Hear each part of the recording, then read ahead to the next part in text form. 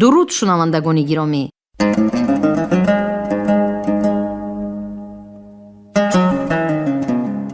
با توجه شما گفتار ادبی از سلسله خوانشی بدیعی از روی اثر درون دنیای نویسنده خلقی تاجیکستان فضل‌الدین محمدیف در قرائت هنرمند شایسته تاجیکستان باباخان ستاری.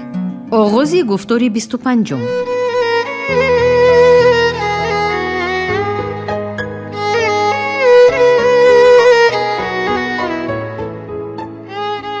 کسبی تازه.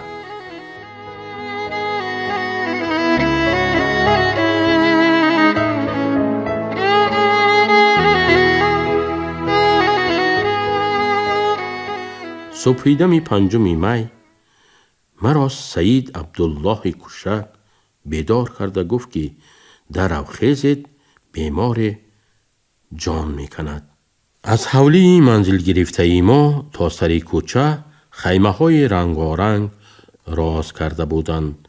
در درآمدگاه یکی از این خیمه ها مرد روی بریا می خوابید.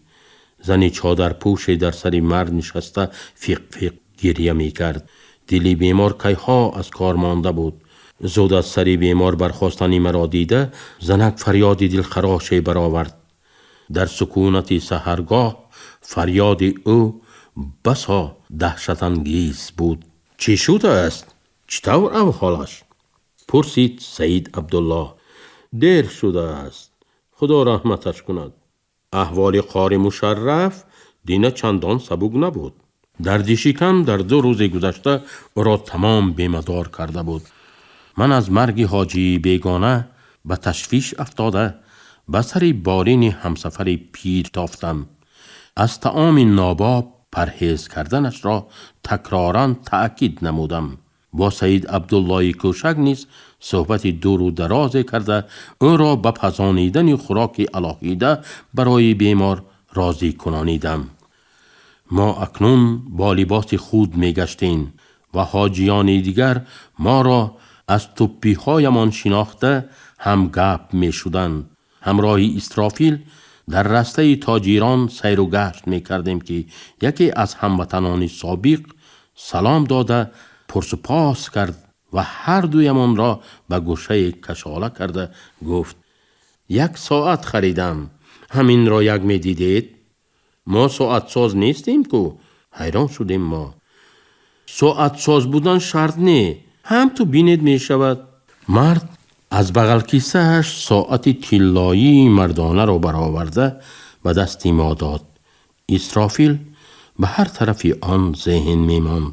ساعتی خوب، پسری من هم همین خیل ساعت دارد، بسیار نغز می گردد، گفت او و چنانه که قبل از این هم پسری خود را به یاد آورده خاطرش پریشان می شد، چهرهش تیره و نگاهش اندوهگین بود. نغز گشتنش را خودم هم دیده ایستادم. شما گویید که طلای اصیل هست یا نه؟ انا این حرف های میده فرهنگی را ما خواندن نمی توانیم. ساعت از مارکه پلیات بود. به مردک فهمانیدیم که آن را زواد ساعت سازی مسکو برآورده است. طلای حقیقی است، خاطر جمع باشه.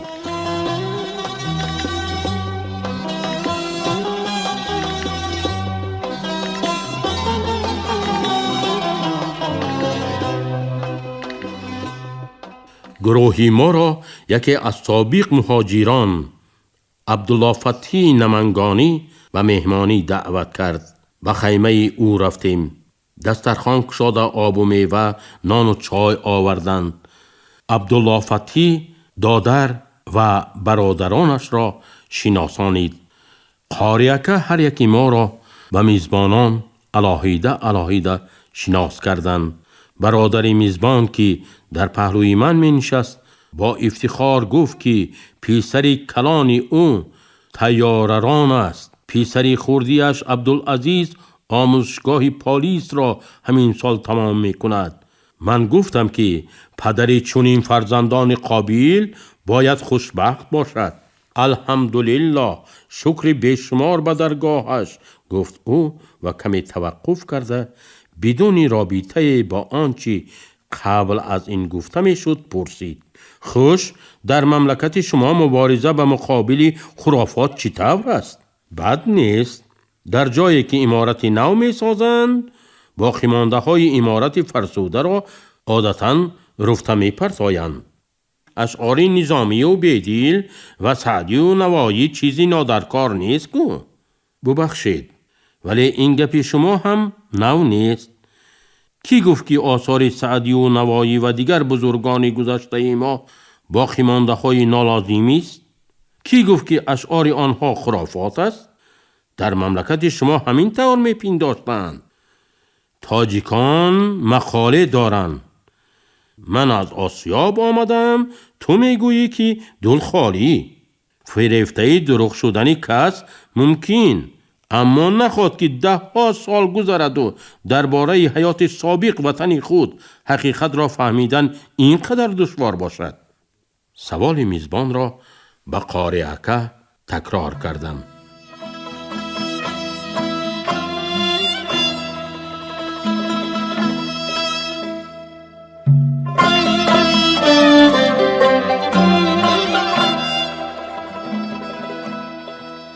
از بس که در این صحبت همه ملا بود و من دکتر، میخواستم که این مردک از زبان شخص جواب بگیرد که به چون و چرا معتبرش میداند. قارئکه تبسم کنان گفتند که آره، خواندن آثار شاعران بزرگ گذشته را کسی منع نکرده است، برعکس آموختن آنها به پروگرام تعلیمی حتمی هم داخل شده است. ثانی من علاوه کردم که دیوانها، کلیاتهای شاعران و متفکران گذشته را حالا نشریاتهای با اقتدار هر دفعه هزار نسخه نشر میکنند و در دکانهای کتاب فروشی به زبان بسیار ملتهای مملکت با نرخ ارزان میفروشند. واقعا اکنون به یادم رسید که قسمی سرتشریشتری حج دین برابر احرام کشایی خاتمه یافته بود. حاجیان و میزبانان آنان برای صحبت و نقل و روایت اکنون فرصتی آزاد پیدا کرده بودند. به همسفران من که ایشان را از کله پوش‌هاشان در حال می شناسند، در کوچه و بازار هم گپ شده هر گونه سوالها می دادند، هر خیل چیزها نقل می کردند. به تیمور جان قاری مثلا دین بگاهی سوال دادند: در مملکت شما زنها عمومی بودند، یگیت‌های مسلمان به این احوال چگونه طاقت میکنند؟ قاری جوان این واقعه را نقل کرده می گفت که به در افتادنش به آن مردی دهان بی‌فراویز سهل مانده بود. بعد با ملاحظه آن که پرسنده آن سوال ابلهانه را از کدام یک منبع بیرونه درک کرده است، از غضب فرآمده آرامانه جواب داده است: به حاجی دیگری ما خبر دادند که گویا ما از دیگ عمومی محله خوراک می خورده ایم، یعنی روز 2 مراتبه طبق و کاسه های خود را برداشته در آنجا حکومت شورا برای همه اهل گذر کرم شوربا می پخته است. کمی نمیدانم که سرچشمه همه این آوازه ها رادیوی صدای امریکا، یوروپای آزاد و غیره است. از این گپ ها بوی مغار و جنگی شورخاکی کلبه فرسوده تشویقات ضد سویتی می آید.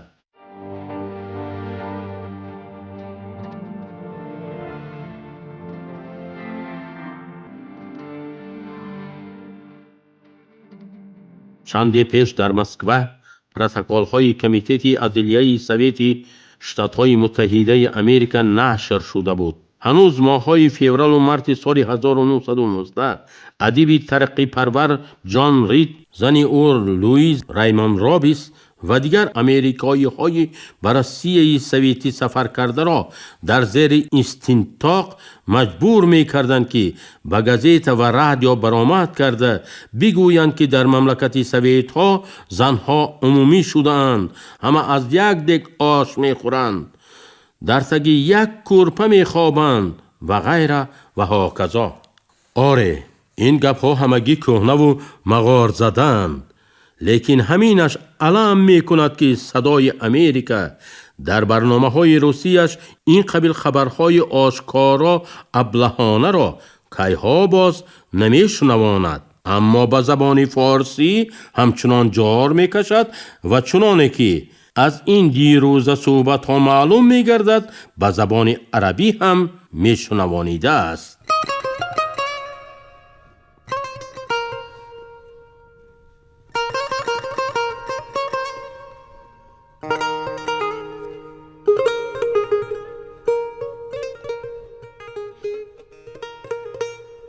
در بازگشت از خیمه عبدالله فتحی، من و اسرافیل باز حکمی زرشناس شدیم.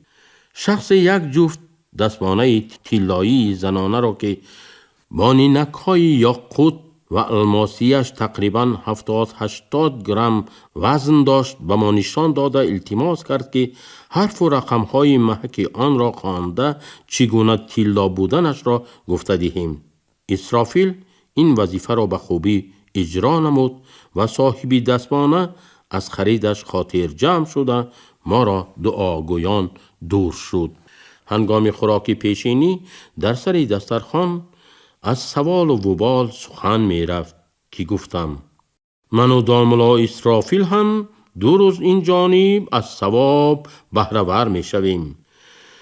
و بازار مینای مبارک از یوویلیر ما ساعت و دستمانه های بسیار به فروش آمده است. ما به خریداران طلای اصیل بودن این چیزها را تاکید کرده خاطرشان را جمع می کنیم. خوش، ثواب این در کجایش بوده است؟ پرسید یکی از قاری ها. مگر به تجارت همسفر کمک کردن خودش ثواب نیست؟ دیگر کسی حرفی نگفت. همه چشم از صحفه دسترخوان نکنده لقمه های به دهان گرفته اشان را خاموشانه می خاییدند. البته انا همه همسفرانی من به بازار اینجا طلا آوردند، اما اکثرشان به نظرم از سیر شریکانی با یک تیر 2 نشان زده واقف بودند. با تاجرانی پنهانکار چی هم می گوید؟ ایزای مومین حرام گفتند، خصوصاً که ما همگی پیش از پرواز در ایرپورت شرمیتو به ورقه های رسمی باشخانه سویتی امضا کرده تنتنوار قول داده بودیم که ذره پول طلا یا کاغذی یا اشیای گرانبها را همراه خود از سرحد بیرون نمی بریم. بله، سوگند تنتنناک یاد کرده بودیم که ما فقط حاجیانیم، نه کنترابندیست.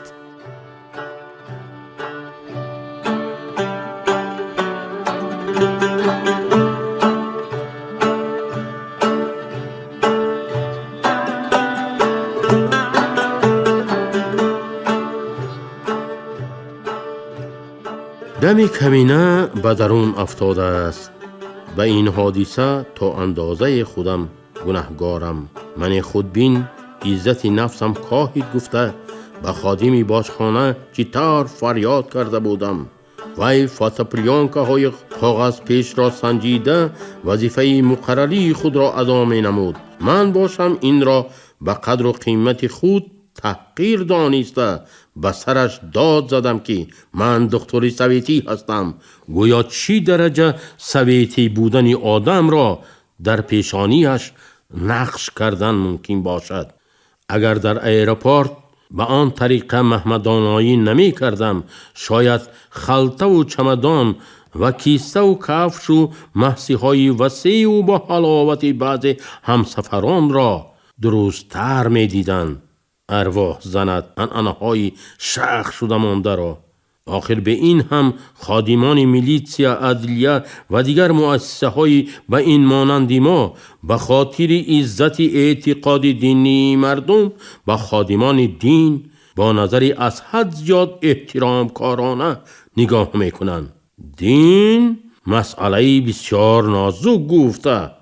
درست فکر نمی کنند که خادمی آن تا چی اندازه با مسئله نازکش مشغول است و چی اندازه با مسئله های دیگر.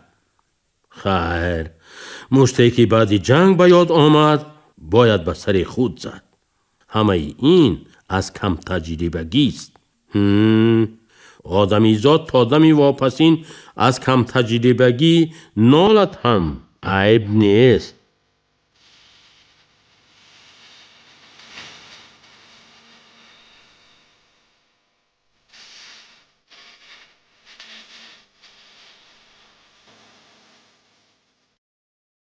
و تماشای شیطان کوبی رفتم. ازدحام اطراف قلعه های شیطان هیچ کم نمی شده است. حاجیان 21 دانگی سنگچه به این روز پسنداز کرده اشان را 3 تقسیم کرده به سر سنگ های بی زبان می زدند. آنهایی که تحقیری به عنوان خلیل الله و پسری آن حضرت کرده ابلیس را به دلهای متأثری خود بسان نزدیک گرفته بودند، مثل دیروزه با فریاد و فیغان و دشنامهای بالا خاندار قلعه شیطان را مشت و لگد کاری کرده انتقام پیغمبران را می گرفتند. از توده اطراف قلعه آخرین ناگاه 2 مرد عرب جدا شده برآمده به هم در افتادند. از سر و لباس هاشان معلوم بود که هر دو از خانواده های دولتمندی همین کشور هستند. اولی مرد میان سال، دومی جوانی 18-19 ساله. طرفین تا جان داشتند همدیگر را مشکاری می کردند. نهایت هر دو به زمین افتادند و با نوبت به سینه یکدیگر سوار شده حریف خود را مشت و لگد کاری کرده گرفتند. هیکل ابلیس اگر جان می داشت بی شبهه در قیافه او علامتی خوشنودی دیدن ممکن بود. آره، شیطان شیطانیش را می کرد. مسلمانان 3 قطعه 2 روز باز به سر او با سنگ و کفش با مشت و لگد می کوفتند تا که دیگر وسوسه را بس کند و آداب آموزد و بندگان مؤمن را از راه راست کج نکند، ولی آن نابکار از قباحت دست نمی کشید.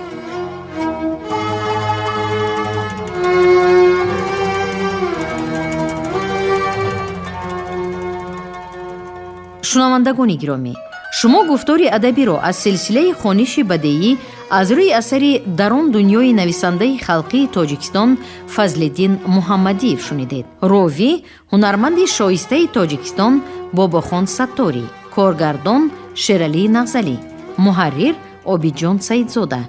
انجام گفتاری 25